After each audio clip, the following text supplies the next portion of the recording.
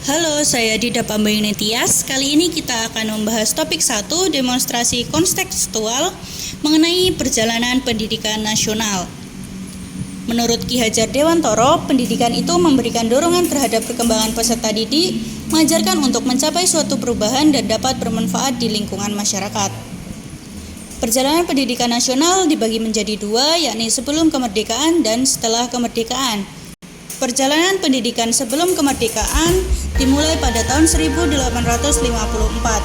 Pada tahun ini didirikan sekolah kabupaten yang digunakan untuk mendidik calon pegawai negeri dan pembantu pada perusahaan Belanda.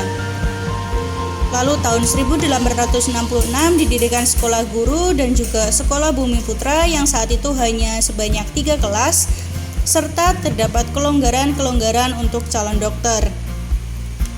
Tahun 1903 didirikan sekolah Kartini untuk wanita-wanita pribumi. Tahun 1908 didirikan organisasi Budi Utomo sebagai organisasi pertama di Indonesia yang didirikan oleh pelajar-pelajar Stovia. Nah, pada tahun 1920 muncul cita-cita baru untuk perubahan radikal dalam pendidikan, sehingga pada tahun 1922 didirikan Taman Siswa oleh Ki Hajar Dewantoro. Lalu perjalanan pendidikan setelah kemerdekaan dimulai dengan pembuatan kurikulum yang pertama, yakni Rencana Pelajaran 1947. Pada tahun ini kurikulum digunakan untuk perubahan politis pendidikan Belanda kepada kepentingan nasional. Pada kurikulum ini difokuskan pada pendidikan watak, karakter, dan kesadaran bernegara serta bermasyarakat. Selanjutnya, kurikulum diubah ke Rencana Pelajaran Terurai tahun 1952. Pada kurikulum ini lebih memfokuskan pada pelajaran yang harus berhubungan dengan masyarakat. Rencana Pendidikan 1964 di sini menekankan pada akademik sejak pada tingkat dasar. Lalu kurikulum 1968 ini terjadi karena perubahan dari Orde Lama ke Orde Baru, sehingga perwujudan orientasi Undang-Undang Dasar tahun 1945 ini terjadi secara murni dan konsekuen. Berikutnya, kurikulum berganti ke kurikulum 1975. Kurikulum ini dipengaruhi oleh perubahan manajemen pendidikan. Lalu pada tahun 1984 terjadi perubahan kurikulum lagi.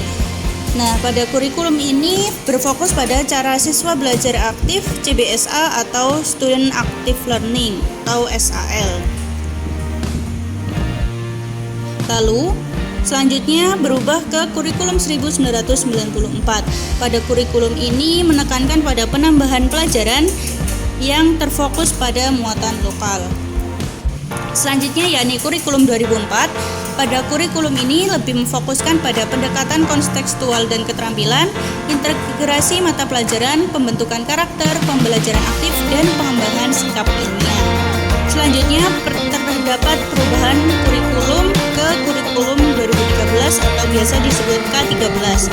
Pada kurikulum ini lebih menekankan pada kurikulum berbasis kompetensi, pendekatan saintifik, pembelajaran tematik, inklusif dan aktif, pendidikan karakter, literasi dan numerasi, teknologi informasi dan komunikasi, penilaian formatif, peningkatan kreativitas serta kritisisme. Dan yang terakhir, sejak tahun 2020 pemerintah menetapkan kurikulum baru yakni kurikulum merdeka. Kurikulum ini menekankan pada fleksibilitas dan otonomi sekolah, pendidikan karakter dan soft skill, pembelajaran kontekstual, penekanan teknologi dan digitalisasi, penilaian formatif dan portofolio, pembelajaran inklusif, pemberdayaan siswa, pelibatan orang tua dan masyarakat, serta penyederhanaan struktur kurikulum.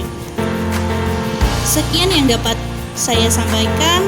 Terima kasih.